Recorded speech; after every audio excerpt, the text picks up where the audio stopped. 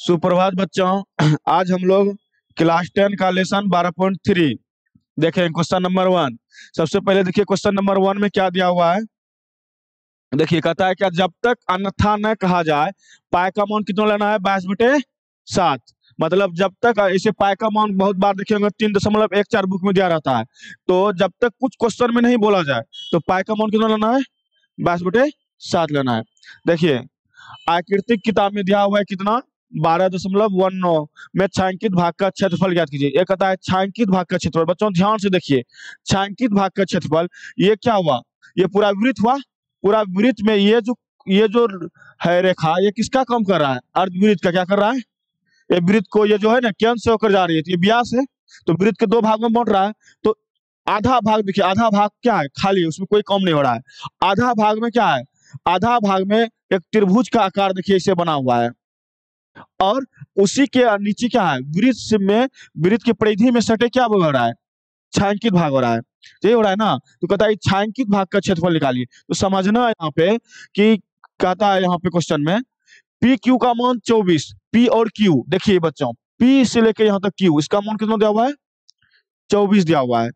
P R 7, P R कितना है, 7 है। तो आपको पहले ही बता चुके हैं अर्धवृत्त पर बना कोण क्या होता है बच्चों, जैसे यह वृत्त हुआ, यहाँ इसको क्या कहते हैं, अर्धवृत्त। अर्धवृत्त पर जब भी कोण बनेगा वो क्या बनेगा बच्चों, यहाँ पे समकोण बनेगा। कितना डिग्री बनेगा, समकोण। अर्धवृत्त पे बना कोण क्या होता है बच्चों, समकोण। ये बता रहे हैं कि अर्धवृत्त पे जब भी कोण बनेगा, ऑब्जेक्टिव में भी काम आएगा, अर्धवृत्त पे कोण क्या होता है, समकोण। तो ये जो आप देखिए इस चित्र को ध्यान से, ये देखिए, ये वृत्त का क्या कर रहा है, ये व्यास है। तो वृत्त को दो भागों में बांट रहा है, मतलब अर्धवृत्त बना रहा है। इधर आधा वृत्त हुआ, आधा वृत्त उधर हुआ। ये आधा वृत्त में ध्यान से देखो, ये व्यास हो गया, ऐसे करके ये देखिए ऐसे ये त्रिभुज हो गया। और उसके बाद अर्धवृत्त में त्रिभुज भी है और छायांकित भाग भी है। हमको छायांकित भाग का क्षेत्रफल निकालना है। तो अर्धवृत्त में क्या करेंगे, त्रिभुज के एरिया को क्या करेंगे, घटा देंगे, तो क्या निकल जाएगा, छायांकित। कहेंगे सर त्रिभुज के क्षेत्रफल कैसे ज्ञात करेंगे। तो आप देख रहे हैं, हम बताएं कि अर्धवृत्त में जब भी त्रिभुज बनता है वो कैसा बनता है, समकोण। और समकोण त्रिभुज का सूत्र होता है क्या, 1/2 गुना आधार और गुना ऊंचाई। तो ये बात जानते हैं। तो ये आपका हो गया आधार और ऊंचाई कितना हो गया, 7।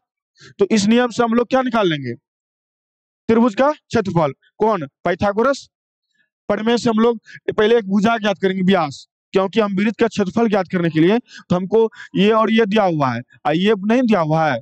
और अगर हम वृत्त का, अर्धवृत्त का क्षेत्रफल निकालेंगे तो हमको क्या चाहिए, त्रिज्या चाहिए। तो त्रिज्या तो यही है। तो ये पहले व्यास निकालेंगे, व्यास का आधा कर देंगे तो क्या हो जाएगा, त्रिज्या। तो यहाँ पे 24 और 7 दिया हुआ है। तो 24 हो गया आधार और 7 हो गया लंब, और ये सबसे बड़ी भुजा क्या हो गया, कर्ण।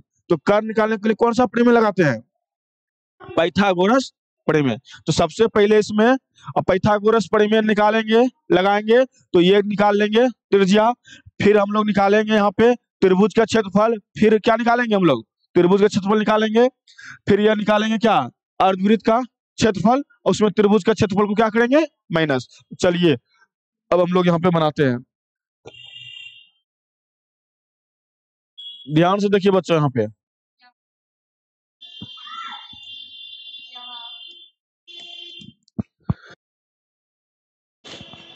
देखिए, यहाँ यहाँ समकोण,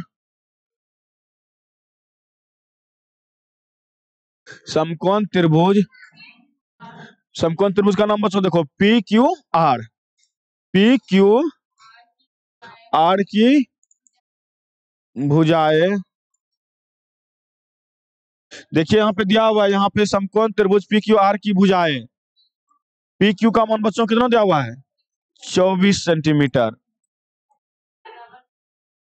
पी आर बराबर 7 सेंटीमीटर। जो दिया है वो लिख लेना है। उसके बाद देखिए, चूंकि अर्धवृत्त का कोण आपको पहले ही समझा चुके हैं, अर्धवृत्त का कोण क्या होता है बच्चों, समकोण होता है। अर्धवृत्त का कोण समकोण होता है।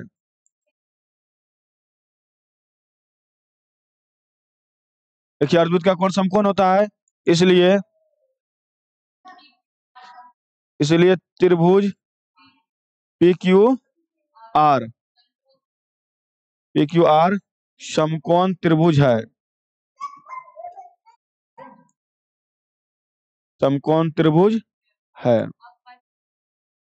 जब समकोण त्रिभुज है, इसमें कौन सा प्रमेय लगाएंगे?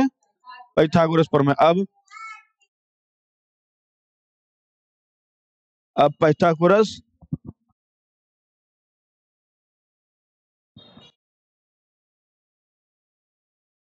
अब पाइथागोरस आपको मालूम है बच्चों, जिसमें कर्ण समकोण त्रिभुज में कौन सा प्रमेय लगाते हैं? पाइथागोरस प्रमेय। पाइथागोरस प्रमेय क्या होता है बच्चों?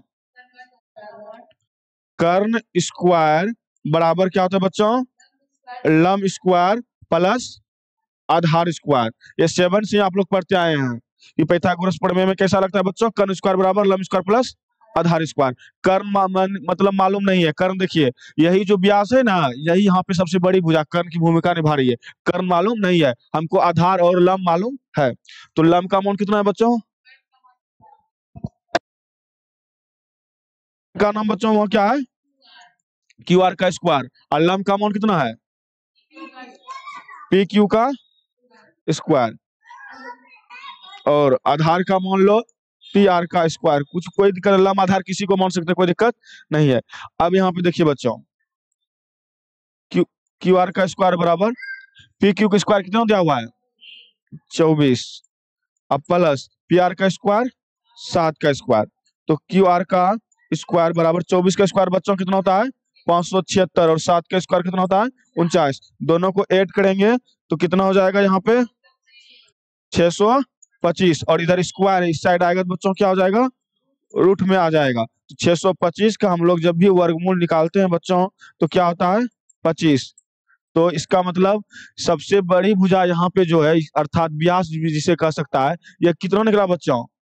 25। व्यास का मान कितना निकला? 25। मतलब डी बराबर हो गया आपका कितना बच्चों?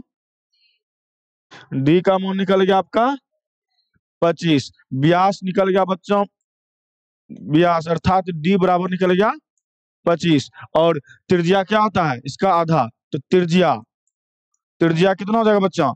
आर। तो 25 में 25 क्या होता है? व्यास का आधा होता है। 25 में 2 से भाग दे दिया, क्या हो गया? त्रिज्या। तो आपको हम चित्र में पहले ही समझा चुके हैं। उसके बाद क्या निकालेंगे बच्चों हम लोग? देखिए, अब देखिए, हमको अर्धवृत्त का भी क्षेत्रफल निकालना है और त्रिभुज का भी क्षेत्रफल निकालना है, क्योंकि अर्धवृत्त में त्रिभुज का क्षेत्रफल घटा देंगे तो क्या निकल जाएगा बच्चों? छायांकित का। तो आप सबसे पहले या तो त्रिभुज का क्षेत्रफल निकाल लो या तो अर्धवृत्त का क्षेत्रफल। कोई दिक्कत नहीं है ना कि सर अर्धवृत्त का निकालेंगे पहले त्रिभुज का, ऐसा कोई कंफ्यूजन नहीं रहना चाहिए। आप या तो अर्धवृत्त का निकालिए या तो त्रिभुज का। अब निकालेंगे त्रिभुज का क्षेत्रफल। नौ त्रिभुज पी क्यू आर का क्षेत्रफल। तो पी क्यू आर कैसा त्रिभुज है बच्चों? समकोण त्रिभुज है ना। पी क्यू आर का क्षेत्रफल तो क्या हो जाएगा? समकोण त्रिभुज का क्षेत्रफल बच्चों, पी क्यू आर का क्षेत्रफल बराबर क्या हो जाएगा? 1/2 गुना आधार गुना ऊंचाई। तो 1/2 आधार का मान पी क्यू और ऊंचाई का मान पी आर है। तो 1/2 गुना पी क्यू का मान बच्चों कितना था? 24। और पी आर का मान कितना था? 7। 24 में 2 से भाग देंगे कितना हो जाएगा? 12। अब 12 गुना 7 करेंगे तो बच्चों कितना हो जाएगा? 84 सेंटीमीटर स्क्वायर। जब भी क्षेत्रफल निकालेंगे उसमें सेंटीमीटर स्क्वायर कीजिएगा। उसके बाद फिगर में आपको पहले ही समझा चुके हैं कि त्रिभुज का क्षेत्रफल निकालने के बाद किसका निकलेगा बच्चों? अर्धवृत्त का क्षेत्रफल पुनः अर्धवृत्त का, अर्धवृत्त का क्षेत्रफल। बच्चों अर्धवृत्त का क्षेत्रफल क्या हो जाएगा? अर्धवृत्त का क्षेत्रफल बराबर क्या होता है बच्चों? 1/2 इंटू पाई आर स्क्वायर। तो 1/2 इंटू पाई का मान देखो कितना बताया गया था? 22/7। और आर का मान 25/2 था। आपको बता दिए 25 निकला था व्यास और त्रिज्या होता है उसका आधा। तो 25/2। तो यहाँ 2 से 22 का आधा कितना हो गया बच्चों? 11। 25 गुना 25 625। 625 गुना 11 6875। नीचे में बच्चों 7 गुना 2 14, 14 गुना 2 28 सेंटीमीटर स्क्वायर। यह अर्धवृत्त का हो गया। अब हमको कौन क्या निकालना है? छायांकित भाग का क्षेत्रफल। तो आपको क्या बताए हैं छायांकित भाग का क्षेत्रफल निकालने के लिए? छायांकित भाग का छायांकित भाग का क्षेत्रफल बराबर बच्चों क्या बोले हैं, अर्धवृत्त का क्षेत्रफल माइनस त्रिभुज का क्षेत्रफल। अर्धवृत्त का क्षेत्रफल बच्चों कितना निकला आंसर, 6875 बटे 28 माइनस त्रिभुज का क्षेत्रफल कितना निकला है, 84। तो अब देखिए बच्चों इसके नीचे ने कुछ तो एक और 28 का एलसीएम कितना हो गया, 28। 28 में 28 से भाग देंगे एक बार में, तो यहाँ पे 6875 ही रहेगा, माइनस है तो माइनस, फिर 28 यहाँ पे 1 से 28 में भाग देंगे कितने बार में, 28। 28 गुना 84 कितना हो जाएगा, 28 गुना 84 करेंगे तो बच्चों 2352 हो जाएगा, 2352 हो जाएगा। और उसमें माइनस कर दीजिए तो कितना हो जाएगा, 5 में 2 गया 3, 7 में 5 गया 2, 8 में 3 गया 5, 6 में 2 गया 4, 4523 बटे 28 सेंटीमीटर स्क्वायर। ये हुआ छायांकित भाग का क्षेत्रफल। कोई दिक्कत बच्चों, चलिए अब क्वेश्चन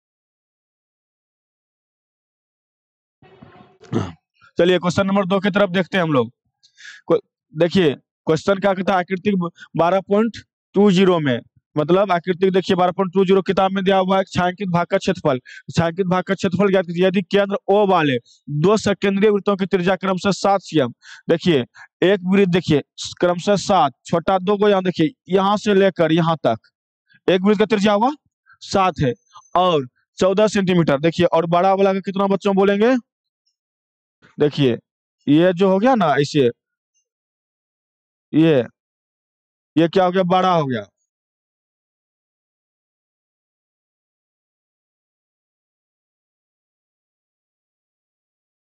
देखिए बच्चों यहाँ से यहाँ तक ये बड़ा हो गया, और पीला जो यहाँ तक वो क्या था, देखिए उसको रेड पेन से कर देते हैं बच्चों। देखिए इतना सा क्या है, इतना सा छोटा, ऊपर देखिए बच्चों छोटा सा भाग है और नीचे जो देख रहे हैं वह बड़ा एरिया है। लेकिन छायांकित भाग का क्षेत्रफल क्या है बच्चों, यहाँ ध्यान दीजिए, छायांकित एरिया का जो क्षेत्रफल है वह क्या है, यहाँ से लेकर इतना सा भाग छायांकित है, इतना सा भाग इसे देख रहे हैं। तो हम बड़ा सा त्रिज्यखंड में और छोटा सा त्रिज्यखंड घटा देंगे। देखिए यहाँ समझिए, इसको फिगर को बाहर करते हैं हम। देखिए जैसे ये फिगर मान लीजिए, ये त्रिज्यखंड ऐसा है, बड़ा त्रिज्यखंड का नाम है OAC और उसी में त्रिज्या वही रहेगा। देखिए एक छोटा त्रिज्यखंड है जिसका नाम है OBD, तो मतलब OBD इतने सा है, समझ रहे हैं ना। तो इसमें क्या करेंगे, OBD, तो OBD को घटा देंगे, मतलब इतना सा भाग को समाप्त कर देंगे, इतना सा भाग को समाप्त कर देंगे। तो देखिए इतना सा भाग समाप्त कर देंगे तो क्या बचेगा बच्चों, इतना सा, यही बचेगा। और यही तो भाग देखिए वहां पे क्वेश्चन में क्या है, छायांकित भाग। तो किसको घटाएं हम लोग, OBD को। तो OBD का त्रिज्या कितना है, 7, तो मतलब बड़े त्रिज्यखंड में और छोटा त्रिज्यखंड घटा देंगे। तो समझ में आया यहाँ तक।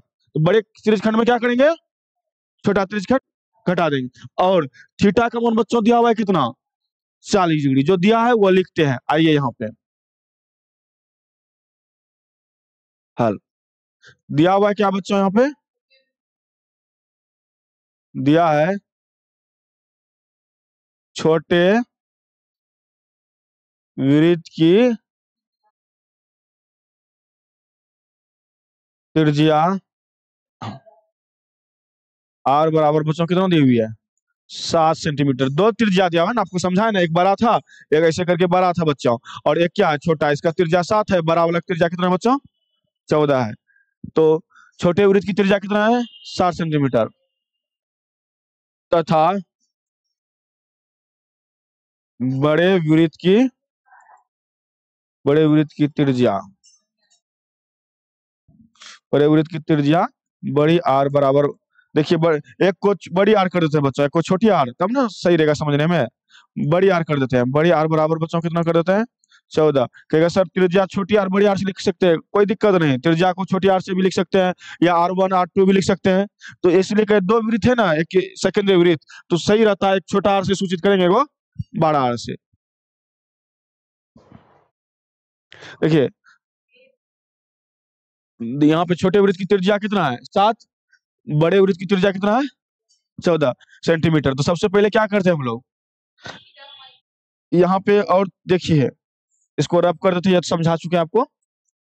और थीटा का मान बच्चों दिया हुआ है, थीटा का मान कितना दिया हुआ है बच्चों 40 डिग्री, जो दिया हुआ है सारा बात लिख लीजिए। अब यहाँ पे बच्चों देखिए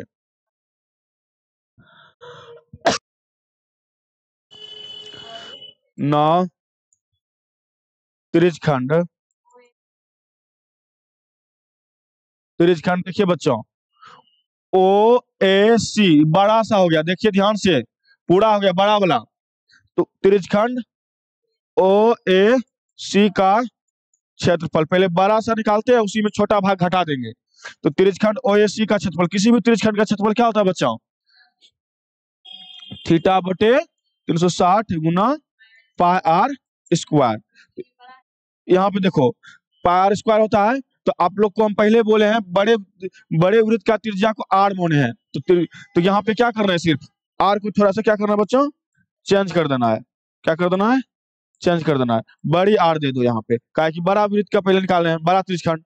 तो अब यहाँ पे देखिए थीटा का मान बच्चों कितना दिया हुआ है 40, थीटा का मान कितना दिया हुआ है 40 बटे 360 गुना पाई का मान क्वेश्चन में क्या दिया हुआ है 22 बटे 7, और आर का मान 14 गुना 14।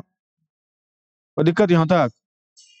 अब देखिए 0 0 कट्टी 4 9 चौके 36। अब देखिए 7 दूनी 14। अब देखिए गुना कीजिए 22 गुना 2 44।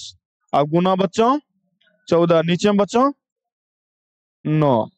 तो अब देखिए 44 गुना 14 करेंगे तो क्या हो जाएगा बच्चों 616 बटे 9 सेंटीमीटर स्क्वायर। तो यह बड़े त्रिज्यखंड का निकाले, दो त्रिज्यखंड है, एक छोटा त्रिज्यखंड है। क्वेश्चन को ध्यान से देखिए बच्चों, ये देखिए छोटा त्रिज्यखंड ऐसे करके है ना, क्या नाम है OBD। देखिए ऐसे करके त्रिज्यखंड है, ये यहाँ से OAC बड़ा हो गया, और इसी में यहाँ से इतना सा OBD इतना सा क्या हो गया छोटा हो गया। तो अब हमको और छायांकित भाग यहाँ है, इसको निकालना है ना, तो ये ऊपर वाला भाग को क्या करना घटाना पड़ेगा, तो ऊपर वाला एरिया निकालना पड़ेगा। तो ऊपर वाला त्रिज्यखंड का क्या नाम है OBD। तो क्या निकालेंगे अब बच्चों पुनः दोबारा फिर से त्रिज्यखंड का निकालेंगे, तो क्या लिखेंगे पुनः त्रिज्यखंड, पुनः त्रिज्यखंड OBD का क्षेत्रफल।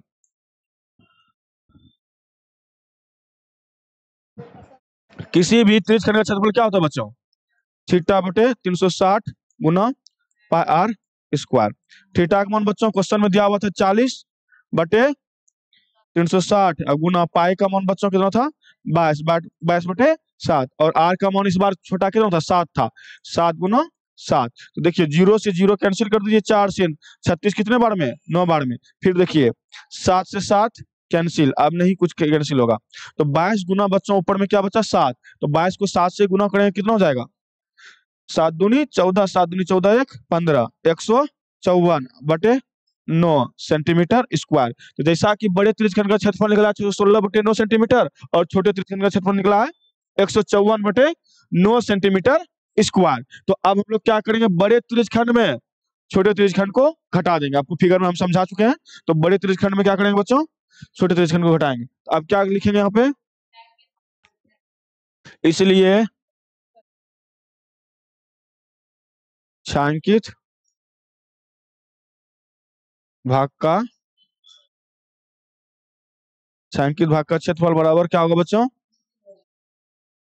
मतलब बड़े त्रिज्यखंड का क्षेत्रफल, या ऐसे लिखेंगे बच्चों त्रिज्यखंड, त्रिज्यखंड OAC का क्षेत्रफल मतलब बड़ा त्रिज्यखंड है, अब माइनस बच्चों त्रिज्यखंड, छोटा त्रिज्यखंड क्या था? त्रिज्यखंड ओ बी डी का क्षेत्रफल। तो देखिए बच्चों, त्रिज्यखंड ओएसी का क्षेत्रफल कितना था? 616 बटे 9, और माइनस छोटा त्रिज्यखंड का क्षेत्रफल कितना निकला है बच्चों? 154, 154 बटे 9। अब देखिए बच्चों, 9 9 का एलसीएम कितना हो जाएगा? Centimetre square. 9 9 का एलसीएम कितना हो गया बच्चों? 9 हो गया। ऊपर में 616 माइनस 154, यही ना, सेंटीमीटर स्क्वायर। 616 में 154 घटा देंगे तो कितना बचेगा? 462/9 सेंटीमीटर स्क्वायर। यही हुआ। यहाँ पे देखिए 6 2 8 4 12 कट सकता है 3 से। देखिए 3 से 9 कितने बार में? 3 बार में, और यहाँ 3 से 1 बार में, और फिर 1 रह गया यहाँ, 3 5 15, फिर 1 रह गया, 3 चौके 12। कितने बार में बच्चों? 5 4 9। अब नहीं कटेगा, जब तक कटेगा कटा सकते हैं। 154 बटे 3 सेंटीमीटर स्क्वायर। क्या किसी बच्चे की दिक्कत यहाँ तक? नहीं। क्वेश्चन नंबर 2 अच्छी तरह से समझ गए आप लोग। चलिए अब हम लोग चलते हैं क्वेश्चन नंबर 3 की तरफ।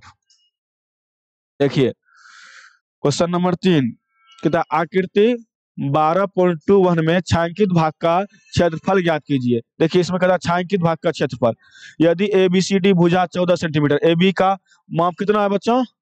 14 सेंटीमीटर का एक वर्ग है। तो वर्ग जैसे बोल दिया बच्चों, AB का माप 14 सेंटीमीटर दिया है, और हम लोग जानते हैं वर्ग का प्रत्येक भुजा आपस में क्या होता है? बराबर। अगर AB 14 है तो CD भी कितना होगा? 14 सेंटीमीटर। BC भी कितना होगा बच्चों? 14 सेंटीमीटर। और AD भी कितना होगा? 14 सेंटीमीटर। फिगर के माध्यम से हम लोग छायांकित भाग को समझने का कोशिश करते हैं। देखिए जैसे ये एक वर्ग है, सभी भुजा 14 सेंटीमीटर 14 सेंटीमीटर 14 सेंटीमीटर, यहाँ तक तो किसी बच्चे को डाउट नहीं है। और ऐसे करके आप लोग देख रहे हैं एक अर्धवृत्त जैसा लग रहा है। कैसा लग रहा है? इधर भी एक अर्धवृत्त जैसा लग रहा है ना। तो छायांकित भाग कहाँ पे है बच्चों? इसको नोट कीजिए आप लोग। देखिए छायांकित भाग बच्चों कहाँ है? ये एरिया है, ये एरिया है ना, एरिया, ये एरिया क्या है? छायांकित भाग है। तो आप देख रहे हैं यहाँ पे कि वर्ग में इधर भी अर्धवृत्त बन रहा है, इधर भी अर्धवृत्त बन रहा है, और अर्धवृत्त को तो छायांकित नहीं किया हुआ है। तो वर्ग में पूरा वर्ग है, बड़ा सा एरिया को क्या बोलेंगे? वर्ग। तो वर्ग में ये जो अर्धवृत्त है और ये जो अर्धवृत्त है, कितने अर्धवृत्त है? 2 गो। एक ये अर्धवृत्त है और दूसरा अर्धवृत्त ये है। तो दोनों अर्धवृत्त को घटा देंगे, मतलब इतना सा एरिया को काट के निकाल लो और इतना सा एरिया को काट के निकाल लो, तो कैसा बनेगा? देखिए उतना से काट के निकाल लेंगे बच्चों। देखिए ऐसे करके बनेगा। ऊपर छायांकित है ऐसे, तो ये छायांकित भाग हो जाएगा। और फिर देखिए इधर नीचे में कैसे बचेगा बच्चों? देखिए नीचे में बच्चों ऐसे करके ऐसे बचेगा, बचेगा ना। तो क्या घटाना, क्या निकाल देंगे? ये अर्धवृत्त, इसको निकाल दो काट के, इधर अर्धवृत्त काट के निकाल दो। तो किसमें आप पूरा अगर जो देख लेंगे पूरा क्या बन गया? बड़ा सा भाग, वर्ग। तो समझ में आया क्वेश्चन? सबसे पहले क्वेश्चन समझने का कोशिश करो कि हमको निकालना क्या है। तो छायांकित भाग का क्षेत्रफल कैसे निकलेगा? तो वर्ग में इधर का अर्धवृत्त और इधर का अर्धवृत्त, मतलब 2 अर्धवृत्त को क्या कर देंगे? घटा देंगे। तो क्या निकल जाएगा बच्चों? छायांकित भाग का क्षेत्रफल। तो यहां तक समझ गए। और दूसरा देखिए बच्चों, ये जो अर्धवृत्त अगर ये दिख रहा है तो ये तो एक तरह से ये पूरा रेखा को व्यास बोल सकते हैं, व्यास बोल सकते हैं ना। ये व्यास का भूमिका में काम आ जाएगा, ये व्यास। और जब भी हम अर्धवृत्त या वृत्त का निकालते हैं तो हमको त्रिज्या की आवश्यकता होता है। तो एक तरह से यहाँ पे ये भी ध्यान दो, ये जो पूरा अर्धवृत्त है और अर्धवृत्त को इसको जो ये रहता रेखा, इसे कहते हैं व्यास। तो व्यास की माप कितना है? 14। तो त्रिज्या बच्चों अगर डी बराबर 14 सेंटीमीटर है, आर का मान कितना हो जाएगा? 7। तो सारा कुछ समझ गए। अब आते हैं हम लोग क्वेश्चन को सॉल्व करते हैं।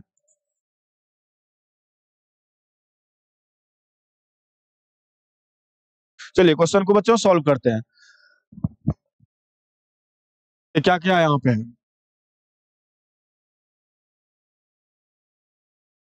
यहाँ वर्ग की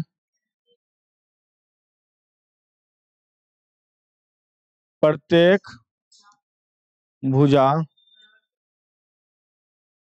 प्रत्येक भुजा, वर्ग की प्रत्येक भुजा कितना है बच्चों? 14 सेंटीमीटर। क्योंकि वर्ग की एक भुजा दिया हुआ, प्रत्येक भुजा आपस में बराबर होता है, तो वर्ग की प्रत्येक भुजा कितना हो गया बच्चों? 14 सेंटीमीटर। यहाँ तक कोई दिक्कत नहीं है। और देखिए अब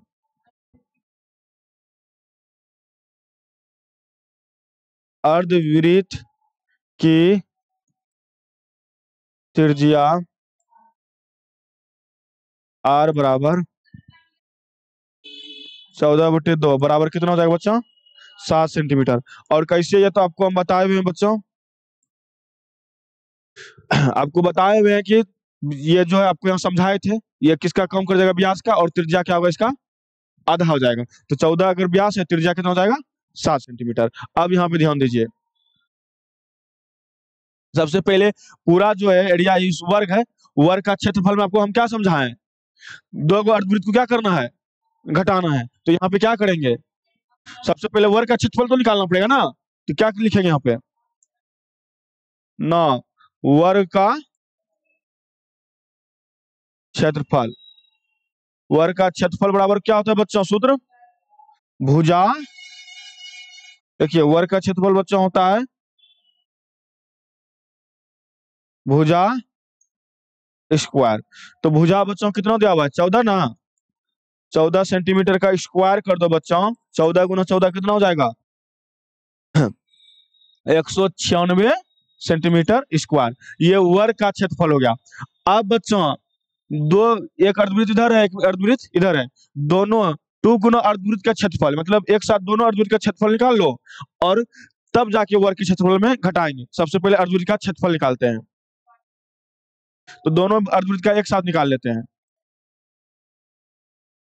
दोनों दोनों अर्धवृत्त का क्षेत्रफल, पेन का कलर को थोड़ा डार्क कर लेते हैं बच्चों, देख लीजिए आप।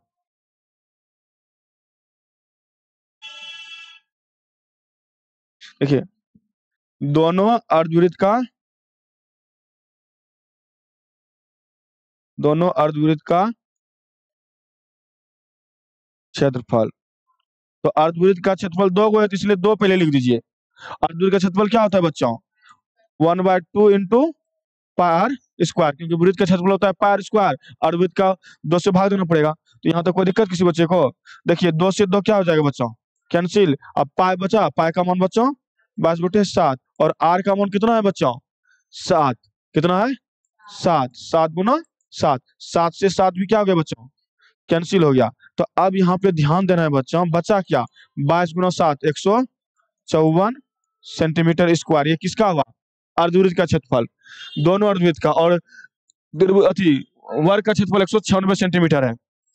तो अब हम लोग क्या करेंगे, छायांकित भाग का क्षेत्रफल निकालेंगे। तो छायांकित भाग का क्षेत्रफल क्या हो जाएगा, इसलिए छायांकित भाग का क्षेत्रफल बराबर बच्चों क्या हो जाएगा, वर्ग का क्षेत्रफल माइनस 2 गुना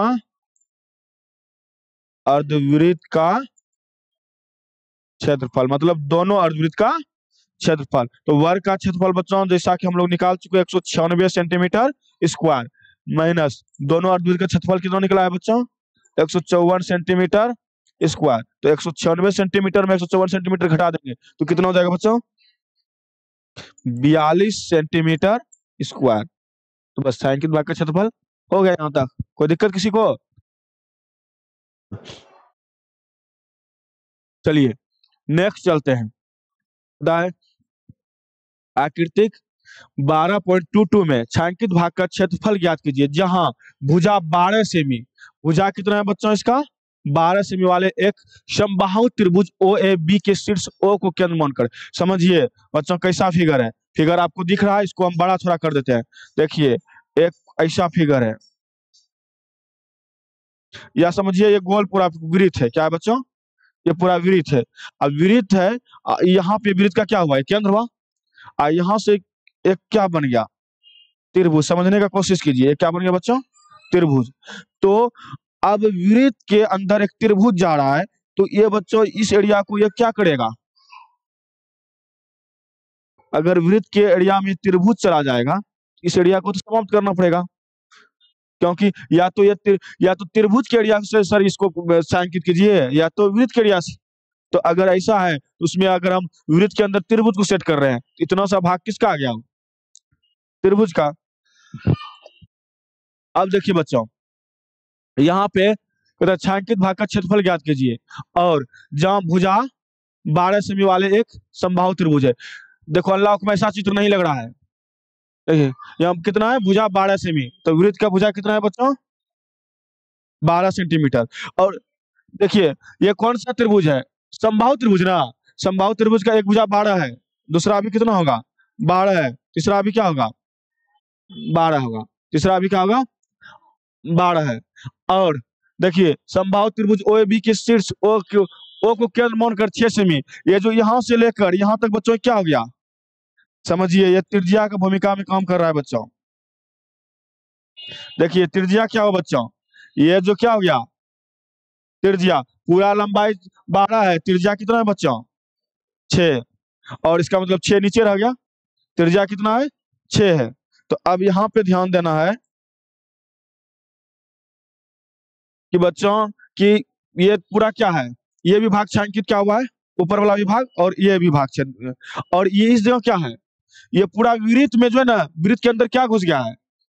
इतना सा एरिया को अगर देखो रफ में समझने का कोशिश करो, जैसे ये पूरा वृत्त है और ये केंद्र हुआ, केंद्र से लेकर इतना सा भाग को क्या कहेगा?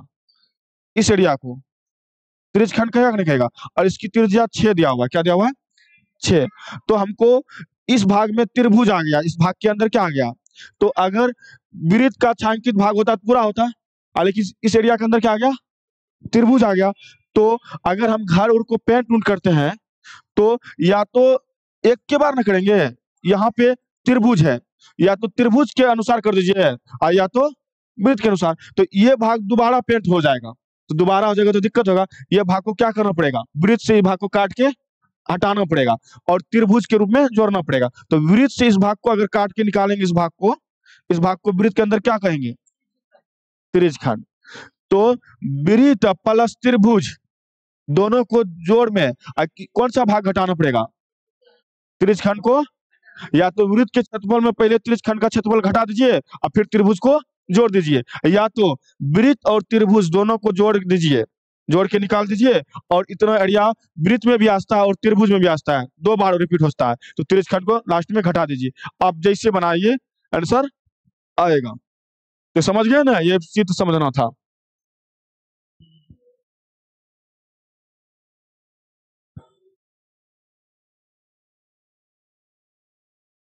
चलिए यहाँ पे देखिए, यहाँ पे क्या क्या दिया हुआ बच्चों, ध्यान दीजिए।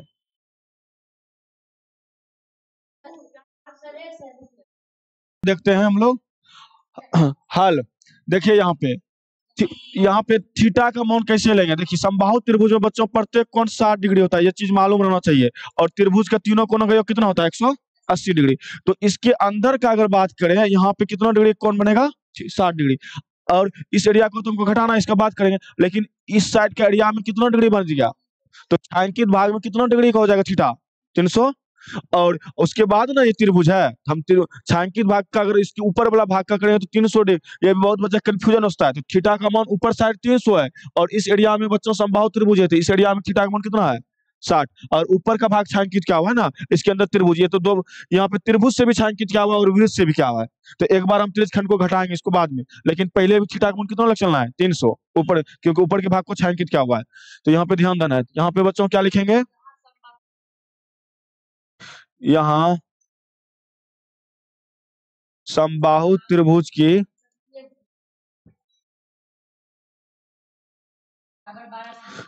यहाँ पे समबाहु त्रिभुज की प्रत्येक भुजा कितना बच्चों दिया हुआ है? 12 सेंटीमीटर दिया हुआ है। तथा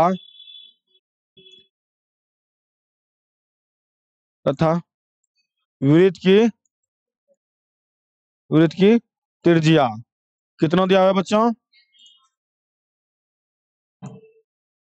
वृत्त की त्रिज्या दिया हुआ है यहाँ पे, वृत्त की त्रिज्या r बराबर 6 सेंटीमीटर। और थीटा का मान बच्चों कितना लेंगे 300 डिग्री, क्योंकि आपको समझा चुके हैं समबाहु त्रिभुज का प्रत्येक भुजा भी बराबर होता है, प्रत्येक कोण भी बराबर होता है। समबाहु त्रिभुज में 3 कोण है तो 100, और तीन त्रिभुज के तीनों कोण का माप होता है 180 डिग्री, 3 से भाग देंगे तो इसके अंदर का जो एरिया होगा 60-60 डिग्री का ही होगा। टोटल केंद्र पे बनता है 360, 360 में एरिया 60 हुआ, ऊपर का एरिया कितना बचा 300 डिग्री, तो थीटा का मान ऊपर में छायांकित है। और यहाँ तो त्रिभुज के अनुसार हम ले लेंगे एक बार, तो ऊपर का पहले एरिया निकाल रहे हैं, तो क्या थीटा वृत्त की त्रिज्या बराबर कितना 6 और थीटा का मान 300 डिग्री। अब देखिए यहाँ पे पहले त्रिज खंड का निकाल लेते हैं ना, त्रिज खंड का क्षेत्रफल तो बराबर क्या होगा बच्चों थीटा बटे 360 है गुना पाई आर स्क्वायर। तो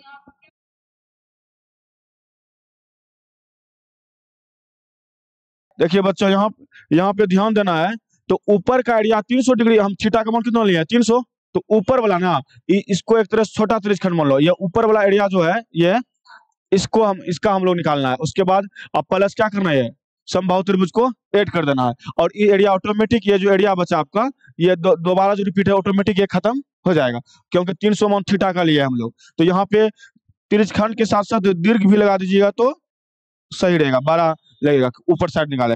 दीर्घ त्रिज्यखंड का क्षेत्रफल बराबर बचेगा छोटा त्रिज्यखंड एक बड़ा रहे, सूत्र तो वही लगता है। तो दीर्घ त्रिज्यखंड का क्षेत्रफल निकालेंगे थीटा बटे 360 गुना पाई आर स्क्वायर। थीटा का मान बच्चों कितना लिए हैं ऊपर के एरिया लिए हैं 300, 300 बटे 360 और गुना पाई का मान कितना है 22 बटे 7, आर का मान कितना है 6 गुना 6। तो अब देखिए 0 से 0 कैंसिल हो गया, और यहाँ पे 6 से 6 6 के 36, 6 पंचे 30, फिर 6 से 6 कैंसिल कर दीजिए, अब तो नहीं कटेगा। 22 गुना 5 110, 110 गुना 6 660 अब बटे 7 सेंटीमीटर स्क्वायर। ये हो गया त्रिज्यखंड का क्षेत्रफल। अब देखिए उसमें एक समबाहु त्रिभुज था, तो 9 समबाहु त्रिभुज का समबाहु त्रिभुज का क्षेत्रफल। समबाहु त्रिभुज क्षेत्रफल बच्चों मालूम है आप लोग को √3/4 इंटू भुजा स्क्वायर, या ए स्क्वायर भी लिख सकते हैं या भुजा स्क्वायर भी लिख सकते हैं। तो बताइए बच्चों √3/4, भुजा का मान कितना था 12 था, तो 12 का स्क्वायर मतलब 12 गुना 12, 4 से 12 कितने बार में कट जाएगा 3 बार में। यहाँ देखिए 12 गुना 3 36, 36√3 सेंटीमीटर। अब छायांकित भाग का क्षेत्रफल बच्चों, इसलिए छायांकित भाग का छायांकित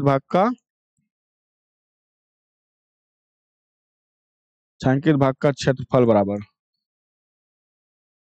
क्या हो जाएगा बच्चों त्रिज्यखंड का क्षेत्रफल, या तो दीर्घ लगा बोल यहाँ पे लगा सकते हैं हम लोग,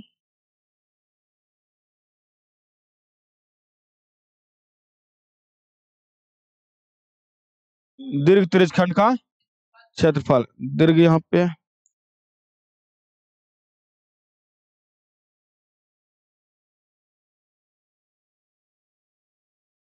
दीर्घ त्रिज्यखंड का क्षेत्रफल प्लस समबाहु त्रिभुज का समबाहु त्रिभुज का समबाहु त्रिभुज समबाहु त्रिभुज का क्षेत्रफल।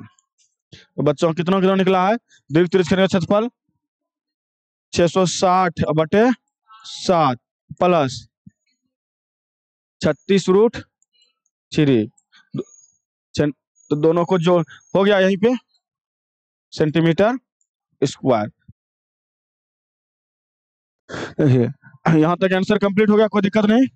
4 नंबर तक आप लोग देखें, तो अब नेक्स्ट क्वेश्चन जो है फिर नेक्स्ट क्लास में बताते हैं। आज इतना था रहने दीजिए, क्वेश्चन नंबर 4 तक कंप्लीट हो गया।